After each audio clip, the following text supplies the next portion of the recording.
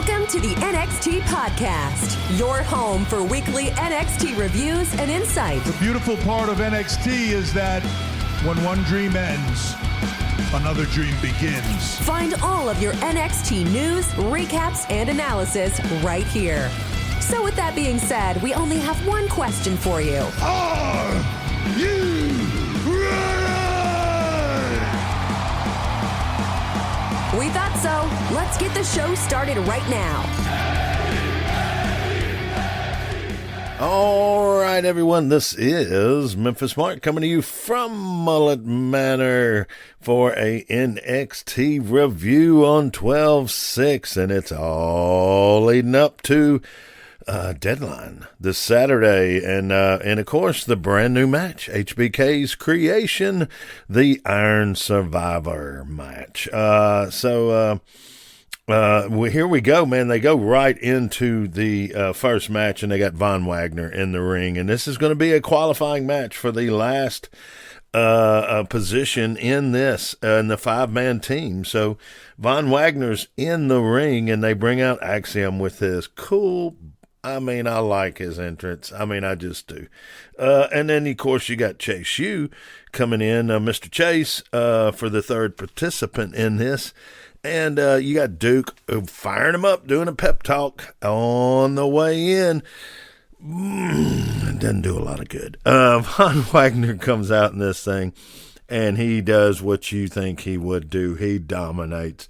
He has a dual headlock on him in one time. He's throwing one guy into the other guy, use them as weapons. It's freaking awesome. I like a good big guy, and man, I think he can be really, really good. And I really hope he gave a hint in this match that he's going to do some kind of rear naked choke submission move. And I hope he comes up with a good one, because I think that would be a great move for him myself. But this match is, of course, back and forth, but, it's generally, it's fun. It's fun most of the match. And, at one point, it looks like Chase U might do something, and then Von looks like he's about to end it, and Axiom comes in the end and uses his speed and wins the match. But hey, a good match. I would suggest going back and checking it out. And all night tonight, they're going to be doing a little thing on the ladies that are in the Iron Survival match. And so the first one is Cora Jade, the mean girl, and she does a few minutes, and it's pretty much letting everybody know that it's the generation of Jade. But after that, all right, so we're in the training room. Of course, we're always in the training room on the show, it seems like, but this time it is Julius and Brutus, the Creed brothers. And they've got Ivy in there, and the trainer's checking his leg out and his ankle and all that stuff, his knee, and he's going to clear him. So he's going to let him participate in the match with Veer and Sangha. Well, Ivy kind of tells the trainer to check his ribs out. And Brutus is pretty ticked, and so is Julius, and when he checks his ribs out, he said it's a lot of swelling, and we've got to go take some x-rays. So we'll see where this goes with Ivy. Is she protect him? Is there another motive behind it? We will have to wait and see. Okay, after that, after the Creed brothers, you got, what, Braun just wanted to go do some more fishing, man, in that beautiful bass boat of his, so he's trying to get ready to leave, checking everything like you do as a good, responsible boat owner. And he's checking his boat out, and then who walks up but Apollo Crews? So Apollo comes up and says, "Hey, man, take me out. Never been fishing." So they go out, and of course it's a back and forth between each other. It's kind of like I'll kiss your ass this time, you kiss my ass this time. It's just a back and forth smudge fest, just getting Braun some more mic time. And Braun's getting better, but Apollo says he's never used a fishing rod. So, he tells him how to use an open face reel, and they get out there and Apollo catches a fish, however that may work. I do not know, but there's a fish and there's Apollo. And a good little spot. Anytime you can get out in your boat when you're working, I think that's great. But then there's going to be a match after that. It's going to be a guy, Ranson, Montana or Wyoming or something like that. He doesn't look the part of your average jabroni jabroni participant, I might say. But he's in the ring, and they're showing him there, and all of a sudden you see him going like, "Oh no!" And then you see Sangha, and Sangha does a choke slam from hell on him, and then they announce Big Body, and Big Body comes out, and he's doing his little strutting, and then he turns around and sees Sangha and Veer, and decides, I think my hammy's hurt, and he does the back pedal into the back, and Veer and Sangha get on the mic, and, of course they are good on the mic, and they look dapper in the ring, and they say that they will turn down the challenge because Julius is not up to 100%, and they'll wait. But they say don't make them wait too long.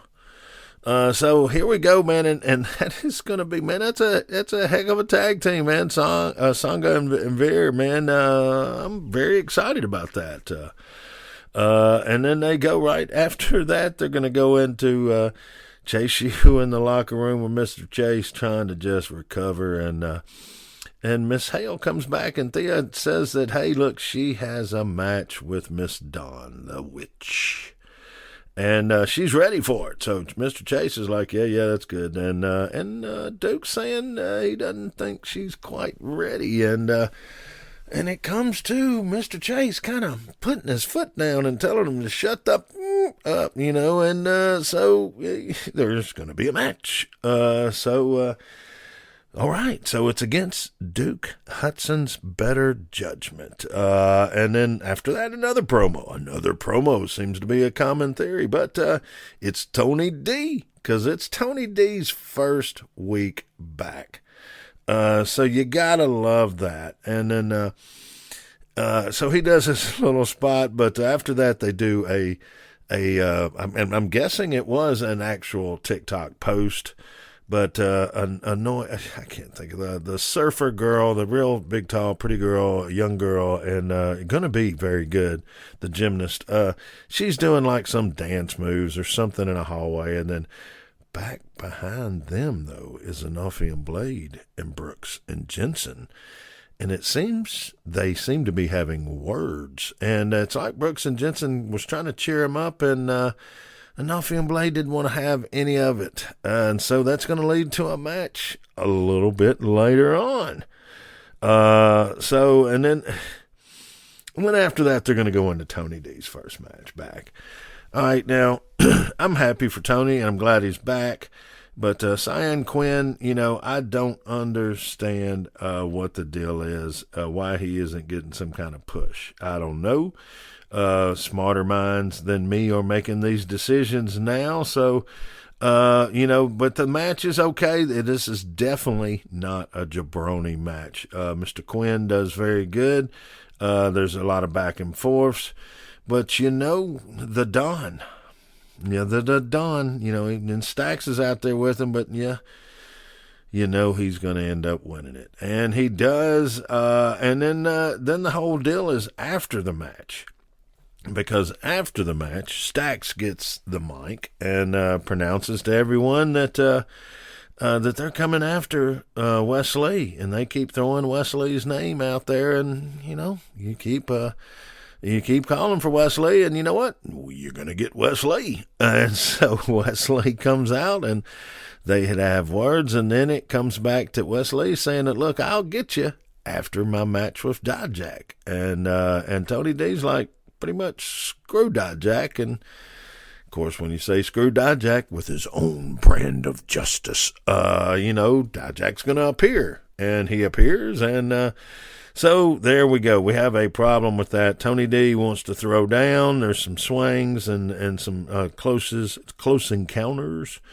But that's Tony D coming back. All right. And after that, you're going to go in to after that match, the Dijak is coming out with they're going to come out with something. He's I don't know if he was a former cop. He keeps mentioning like repeat offenders, but anyway, I'm sorry.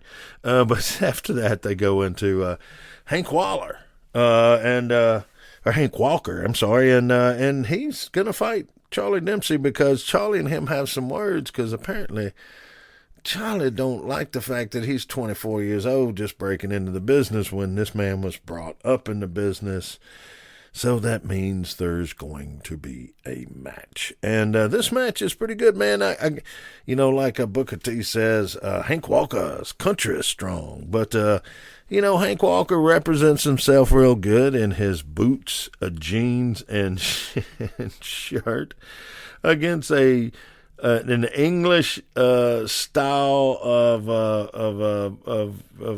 catch can that is a second generation guy that will tie you up in a knot, son. And he does. He has an armbar at one time that he takes a reverse armbar and he makes it into his own, and yeah, he does that. And Hank will get him and slam him and throw him around, but then he gets like a Boston crab, single leg crab on him, and he puts his own version to it. And, the only thing that Hank had in that thing that was traditional was maybe the Luthez press. And Luthez, if you don't know why they call it the Luthez press, go back and look at some old black and white tape of Luthez. There's a reason we're still talking about this or him 50 plus years later. During this match, you had Drew Gulak coming out for a while, kind of doing a little scouting. Little Drew Gulak on the outside there doing a little scouting. So let's see where we go from here. Well, then it's the second, I believe, of the interviews with the ladies' survival participants, and it's Zoe Stark. And they're letting her know. They're letting they show a little clip of the judges saying she's prime time, man. She's ready. That's her little deal. And then they go into another quick segment of Grayson Waller doing his little braggadocious spot on that he's having the Grayson Waller effect with all the guys later. And it's main event time. So he's pretty proud of that. But after this, all right, they teased it last week. It was going to be pretty deadly doing their Christmas story. So it's an English Christmas story here on the show this week. And they sit down and eat one of each other's lap. In their lap. One sits down as Santa and the other one is the elf, and he sits in the lap. Anyway, they go in and they start reading the story, which they have said that it was their original version, but of course it's an old timely classic that has been altered, and it is now a rhyming version for them, and they do a good job. Hey, they go through, it's all kind of cool, and then they pretty much say, hey, they done whooped everybody. What else can they do? Because Santa bring him another opponent maybe or something, but, it's going to be the same thing next year, just like this year. It's Pretty Deadly's year. But then the music hits, and, we have New Day Yeah, that's New Day. And they come out and in street clothes, and they pretty much say, hey, we're here, and we want the titles. So there, of course, is going to be some throwing down in the ring, which is Kofi and Apollo, Apollo Creed, or I guess you could say it there. New Day takes care of business, and so that's leading to the match coming up. And then there's a little spot with Isla Dawn doing the witch about Alba Fire. And so after that, there's going to be actually Thea Hale's match with Isla Dawn and against Chase's better judgment. But, and you'll see in this match, Isla doesn't disappoint. The redheaded witch comes out and tears some butt up. She stretches, she throws. There's a couple little quick spots where Thea has a couple little flashes in the pan, but Miss Dawn has her way with that and wins the match. Then it's like the third one of the interviews of the Survivor match participants, and it's Kiana James. And they talk about her, but she has an envelope. And it's being delivered, I believe, to Mr. Jensen. I believe so. And it was during the match, it gets dropped off to him and ends up being a couple of VIP tickets for this Saturday's event. So, plot line thickens maybe. But it's going to be a match with Briggs and Jensen against Anafi and Blade. And this, of course, these guys are good. They put on a good match, man. They're still a little rough around the edges, but, man, it's always a good match. All four. And they tear it up in this one. But Odyssey Jones comes out with Nafi and Blade, and during the match, they get distracted because Von Wagner comes out and starts whooping on Odyssey Jones. So they just fight on to the back, and of course that distracts, I believe it's Anafi, and then bam, there's a tag team, double team, and Briggs and Jensen get the win. And then I believe it's maybe the final one or so close to it. It's another one of those interviews. And it is for Roxanne Perez. And of course they go through and do a couple minutes on that. And then there's the next playoff, the final playoff match for the women's final spot in this Survivor match, Iron Survivor match. And it's going to be Indy Hartwell against Valen Henry against Wendy Choo. And this is a good match. Look, I am bullish on Indy Hartwell. I think she could be a real badass. She just has the look, the move. I think they should be pushing her in a woman's version of whatever you could do in a Stone Cold attitude. She should come out there and tell you she's going to whoop your butt, and then they should let her get in the ring and try to do it.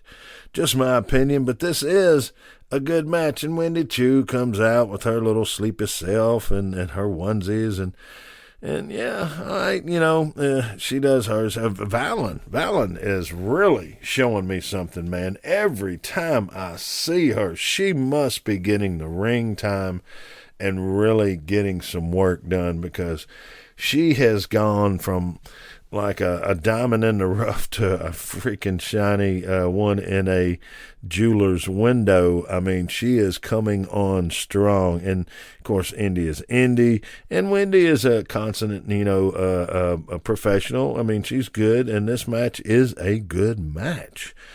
But, man, Indy is strong. She shows it in this match. And she ends up winning the match. And And I love the fact that they let her go in and cut a promo when Toxic's in there watching it and pretty much just call out Mandy. But as far as the match goes, it was a back and forth. It's a good match. I would suggest going back and watching it. But Indy comes out in the end, and man, that's the reason when she lost the match to Roxanne Perez, I was kind of disappointed that they did it that way, but maybe they're riding the path this week, letting Miss Hartwell come out and get this win. But man, oh man, she's a diamond in the rough, and it wouldn't take too much cleaning, I can tell you that much. Yeah, now looking at my notes, I jumped a little ahead of myself, but that is right that they let Indy go into what they had is they had Toxic in kind of like a little lounge, a little VIP area, and they're all talking about who's going to do what, and then that all the ladies are fighting just to get a chance to fight Mandy. And then Indy walked in and said, "You're damn right. I'm here to fight you. And after I win this Iron Survivor match, I am going to come in. What is it? The clock is ticking on this match, but once I win, the clock will be ticking on your title reign," or something close to that. But it was really good. She did a good promo. But then you're going to put 5 attitudes in one area. Yep. So here we go. You got the Grayson Waller effect. The show, and Grayson is Grayson. That son of a gun shined in this one too. But he started out insulting a fan, or a spot in the crowd. But man, it was just like Grayson. He's got that old school kind of touch with a young thuggish kind of. You want to slap the boy, and that, my gosh, that is what makes a good wrestler. But you got all the guys out there now. You got Mello, Axiom, JD, Gacy, and of course Waller. And they go into their discussion. And it starts off with Grayson, of course, and then Grayson introduces everybody, and he makes fun of each person, and he didn't talk about JD's big head either. But anyway, I guess. But, he goes through and insults everyone like a roast or something like that. And then everybody gets involved, and you know what? If you get that many people arguing and that many egos in that close of an area, well, yep, somebody's going to throw down on somebody, and that's the way it ends up. But before that, though, there were some great insults, and everybody made good points. Gacy would look good. I mean, JD did a good spot. Axiom was, all right, if I had to say that the worst of all of them, it was Axiom because he's so straight. He's trying to be perfectly, he's talking through a sock. So his mask but if I had to choose anybody that didn't come out good on this one totally, it would have been Axiom. But he does so damn good in the ring. He'll be okay. And man, yeah. Well, you know what? I really think this is going to be, this match ended up, or this promo ended up in Bedlam, and they were all beating the crap out of each other. And that after the questions from Waller's Instagram, and where this led to. Yeah, but Waller did actually, I believe, do a jump over the top rope at the end with his camera live on Instagram, which I haven't gone back and watched any of these, like Theory did some of that or whatever like that. I haven't gone back and checked them out and see if they actually publish it. I'm sure they do to some extent, but I'm an old guy, and after I get through this, I'm good. I got to go out in the field and mend fences, and if you didn't, that was a joke, and it's an Eagles song, and never mind. I'm old. But anyway, this ended up being a good segment. It was funny to me. At the end of it, they threw down. And that's the way the show ended. So this is all leading towards Deadline this Saturday. And so I think it is going to be freaking fantastic. Let me see if I missed anything. Yeah, it is this Saturday. And HBK did explain the rules one more time on this. I thought about playing them on here, but you can watch this and you'll see exactly. And most people already have looked and checked it out and seen what the rules are, but the rules are a little different. And some people say, well, I don't want this or I don't want that, but every match has got to be introduced at one time and fought a few times, and then the right players get involved, and it can make a classic match. So who knows if it will be their inaugural one, if it'll be the first one, if it will, take a couple. We will see. Some of the cage matches, some of the other matches, Hell in a Cell and all these things, nobody knew how they would work until they did it. So we will see if HBK's creation pulls this off. But if you've ever watched any of the old WWE and WWF tapes when they set a new matchup or a new a ring or just a new backdrop, the crew takes great pride in setting up, because a lot of times, like I believe it was Hell in a Cell, they drew it out on paper, and the first time it was actually put into actual use was at the arena, if I remember that right. And so that just shows the talent that is behind the scenes at some of these organizations, especially in the NXT's version and in the WWE, of course.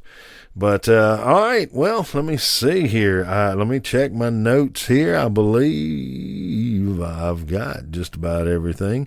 And I did have a couple great questions that were sent in, and one of them was, what was the deal? Wait a minute, where was it at? Here, okay, wait a minute. Here it is. In the territorial days, the pile driver was outlawed. Why was that done, since it's done on a regular basis now?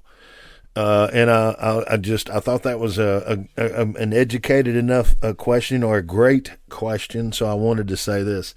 At that time, they were creating a move that was like outlawed. When the referee's back was turned and Jerry Lawler put a pile driver on you, it was over. The match was over. And that was a great finishing move. But when you're going to create the evil finishing move, then you have to outlaw it. You gotta outlaw it. Gotta outlaw it. So that's what they did. And you'll have to go back and watch some of the tapes. And I suggest checking the Memphis Wrestling. Go back and look at some of those, and you'll see they definitely did not use heck, to tell you the truth, most people jumped off the second rope and they didn't use the top rope. And I mean, it was a different day and time then, but the athletes were not like they are now. These athletes nowadays are freaking, their bodies are in tune. They're getting the best help, the best training.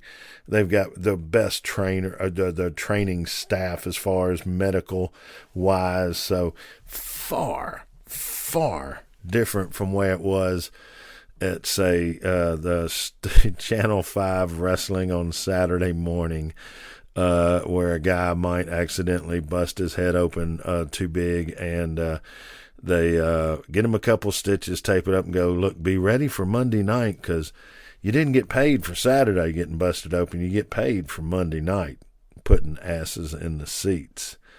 So that's just some of the old school territory kind of thinking.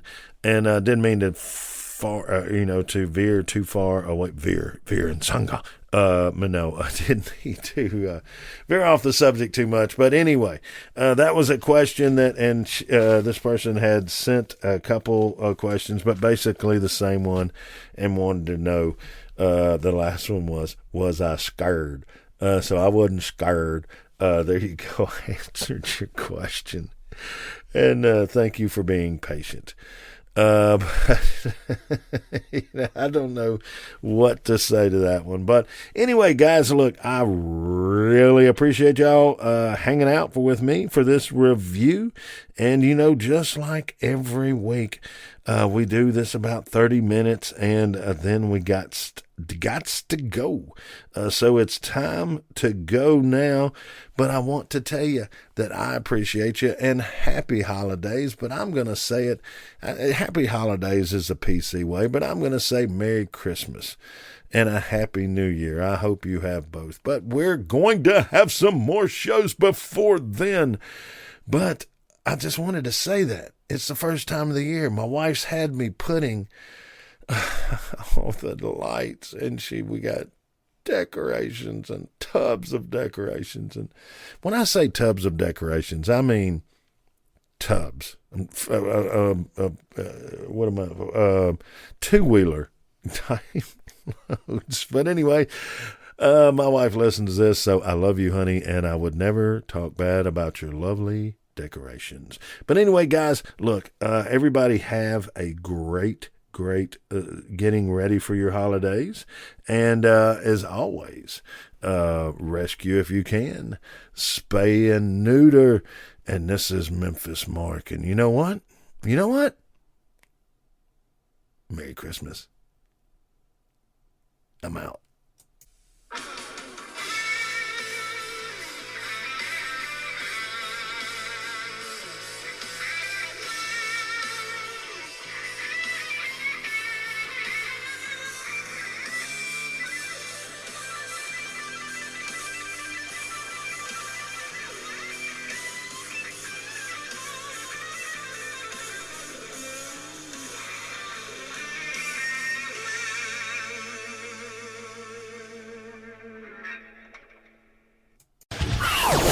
Thanks for listening to the WWE Podcast. Don't forget to subscribe on your favorite podcast app so you don't miss a show, or head to WWEpodcast.com. And for all of these shows ad-free, head over to patreon.com/WWE Podcast. Until then, we'll see you next time.